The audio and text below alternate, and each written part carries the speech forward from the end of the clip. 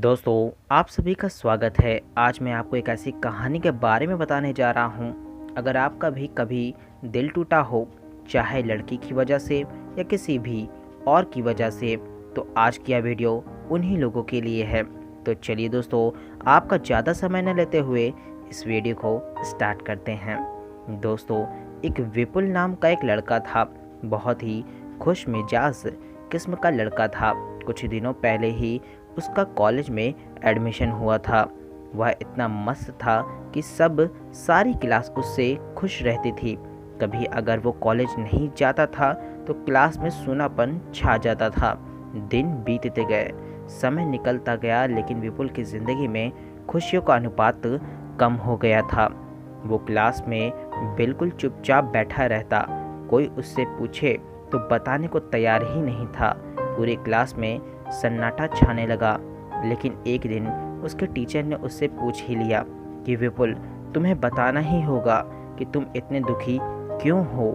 जब तक अपने अंदर दबे बोझ को हल्का नहीं करोगे, तब तक कैसे खुश रहोगे। तभी दोस्तों हिम्मत करके उसने बताया कि वो एक लड़की से प्यार करता था और अब वो उसे छोड़कर चली गई है, इसलिए वो बहुत दुखी है। दोस्तों, टीचर सारी बात समझ गए। उन्होंने कहा कि तुम शाम को मेरे घर आ सकते हो। उसने तभी कहा, हाँ सर, ज़रूर आ सकते हैं।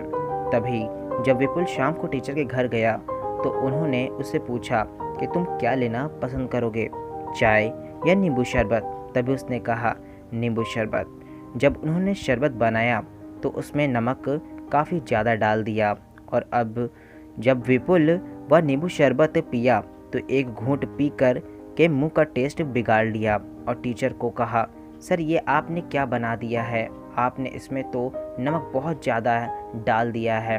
तो टीचर ने कहा, विपुल कोई बात नहीं, मैं तुम्हारे लिए दोबारा शरबत बना सकता हूँ। विपुल ने कहा, लेकिन सर इसकी क्या ज़रूरत है, हम इसी शरबत में थोड़ा पानी और चीनी डालकर इसे अच्छा बना सकते हैं। तभी टीचर ने फिर से पूछा कि क्या। फिर से विपुल ने यही जवाब दिया। तभी टीचर ने कहा कि मैं तुमको यही बात समझाना चाहता था, इसलिए मैंने जानबूझकर नींबू के शरबत में नमक ज़्यादा डाला और अब तुम्हारी ज़िंदगी में भी नमक ज़्यादा हो गया है, तो तुम सिर्फ उसमें ज़्यादा से ज़्यादा चीनी मिलाते जाओ। कुछ ही दिनों में नमक की मात्रा कम हो जाएगी और फिर से तुम्हारी ज़िंदगी पहले से भी खुशनुमा बन जाएगी। दोस्तों, विपुल जी के गुरुजी चाहते तो यह बात सीधा सीधा भी समझा सकते थे, लेकिन आप सभी जानते हो सीधी बात इतनी आसानी से कहाँ समझ में आती है। जो ज्ञान प्रैक्टिकल से हमें मिलता है वो हमेशा याद रहता है, और ऐसा मिला हुआ ज़िंदगी का ज्ञान तो हम उम्र भर नहीं भूलते। अब विपुल के जीवन में चीनी की मात्रा बढ़ने से खुशियाँ बढ़ रही थीं। उसने अपने गुरु के चरण स्पर्श करके और उनका धन्यवाद दिया।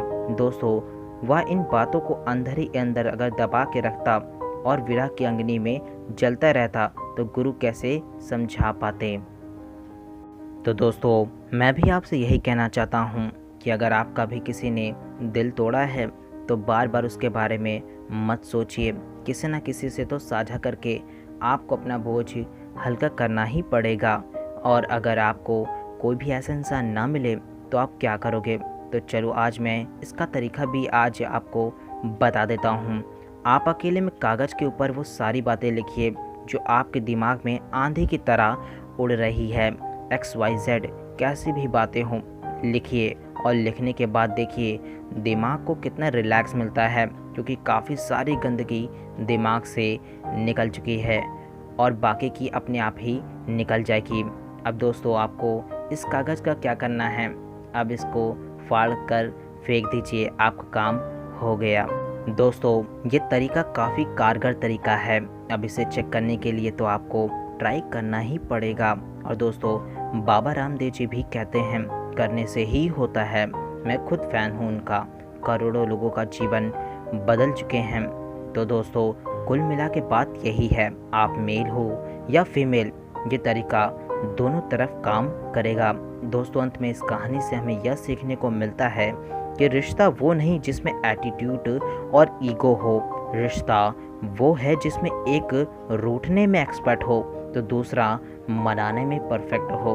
दोस्तों, मुझे उम्मीद है कि यह मोटिवेशनल स्टोरी आपके दिल को ज़रूर छू कर निकली होगी, और अगर आपको स्टोरी पसंद आई हो तो अपने दोस्तों के साथ लाइक, शेयर, और चैनल पर नए आए हो तो सब्सक्राइब करना मत भूलिएगा। मैं इसी तरह और भी वीडियोस बनाता रहूँगा। अभी के लिए मुझे दीजिए इजाज़त। आपका महत्वपूर्ण समय देने के लिए बहुत बहुत धन्यवाद।